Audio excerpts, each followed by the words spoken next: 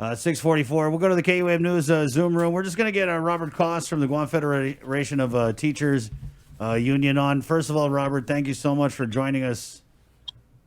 Oh, good morning, Chris. Thanks for having me on board. Always, anytime. How's your coffee this morning, Robert? Is it hot, black, and bitter? All right. Let's get right into it, man. So we had heard out of the Speaker's office, which was an interesting place for it to come, that there was a possible threat. I'm not really sure what to make of it because did we get anything official out of Public Health? No, we didn't get anything from Public Health. You were the one who was calling Arts Augustine and Janela. But, I did ask for a comment from Adelup regarding the statement that was issued by the Speaker about the 80 furloughs. And, this was the response that I got, that the Speaker's comments were in reference to BBMR Director Lester Carlson's testimony during the budget session, in which he noted that the operational funding for public health is dictated by the budget, which is now law, is inadequate to cover both warm bodies and federal overmatch requirements for programs that serve senior citizens. To put it simply, if all warm bodies are covered, we may not adequately be able to fund senior citizens programs that require federal overmatch. If we do, it could adversely affect personnel presently on staff. That was a statement from Adeline. Is that English? What is that? I know. I said, is this the comment? And, yeah. Crystal was like, yes. And I was like, okay. Well, you have to run it through the Adelup decoder ring, and it basically comes out that you become the thing you hate. Because what I thought about yesterday was how much energy did Adelup and Carlo Branch and these guys throw out about former Governor Eddie Calvo and closing the police stations, the fire stations, and now I just feel like they're doing the same thing. I mean, you went 0 to furloughs at Public Health in contact real quick, right? So we're going to bring Robert on, and again, I don't know how much of this is political grandstanding or what, but if we're hearing the F word, right? Furloughs, guys. If we're hearing the F word, then I think we want to just kind of inform people in the union and anybody else, if you do have that info, about the actual process that goes into place. So go ahead, Robert. Yeah, well, I think you might be onto something there. We know during the Calvo administration, the F word, it came up frequently, but there were never actually any furloughs conducted. And I believe at that time, furloughs were used to basically scare employees in order to push political agendas. The Lou and Josh administration have been very adamant that they're not going to be furloughs or layoffs, during their administration. I really appreciate that. And this is the first time that it's come up. It did not come up from the administration. This issue was breached yesterday by the legislature. Typically the legislature gets involved after the governor makes a determination that a furlough is necessary. So it is somewhat unprecedented, unusual. Yeah. Now I got to run what you said through the decoder ring, and it. So what is the process if the government is to implement furloughs, and what protections do employees have? Yeah, if they're going to implement a furlough for financial reasons, that may be legitimate. With how much money did we get from the federal government this year? $1.5 billion. Right. Does that sound about right? Something like that. And the total operating expense of the government of Guam is about $1 billion. Mm-hmm. So it seems to me there ought to be a whole bunch of money in savings, And if we can, get this economy back on its feet, I'm not sure that, I think there will be enough money. And, this is not even considering what federal funds we get next year. But if they're going to proceed with the furlough, there's some things that we're going to be looking at real close. Is it truly warranted? Is it necessary? Did they seek volunteers? That's going to be an important one. Were employees given their bumping rights? This is one of the pains of doing a furlough is you've got to assess the retention points for all employees.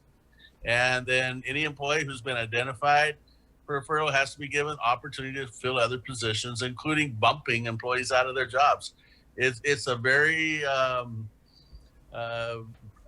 I don't know. It's a process that's going to create a lot of upset employees. I'll tell you, not just the ones that get furloughed, but then the ones that they bump as well. There's going to be a lot of complaints. I'll tell you. And then, in addition to the those things, it's the notice requirements. Did they meet notice requirements? We're dealing with people who have children, people who have mortgages and bills, and people who need to be able to plan for what's coming their way. So these notice requirements are really, really important. There are general notices and individual notices. And once you receive the individual notice, I believe that's when the bumping rights start.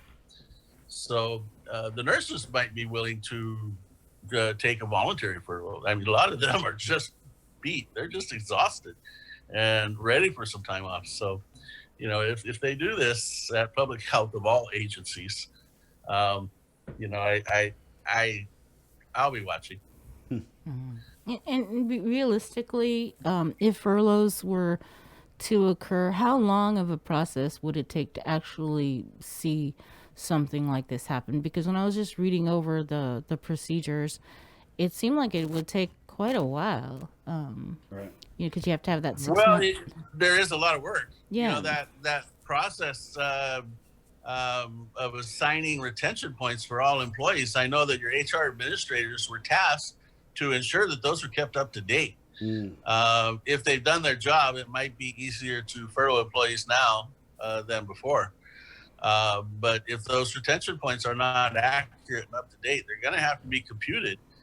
And there's lots of things that come into that. They've got to review evaluations, years of service. They're going to have to go over all the personnel actions, even disciplinary actions affect those retention points. So a lot of records have to be reviewed to keep those retention points up to date.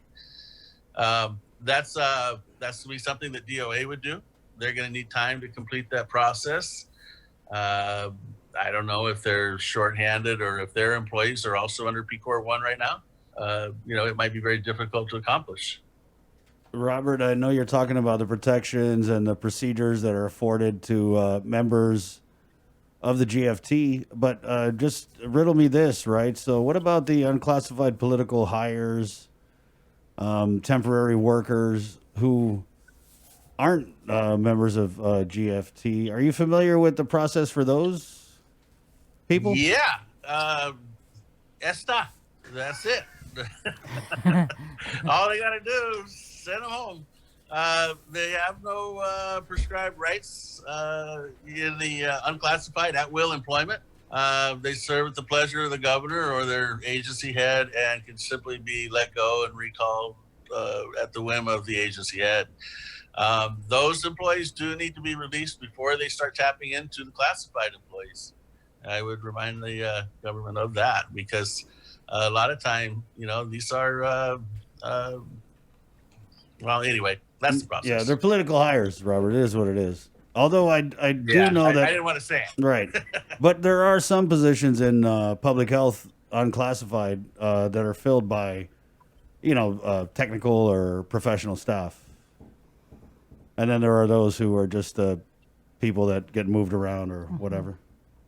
That's right. But the other thing I would point out, too, is anytime they do a legitimate furlough or they pursue one, the legislature always steps in and they change the rules to make it easier for the government to accomplish.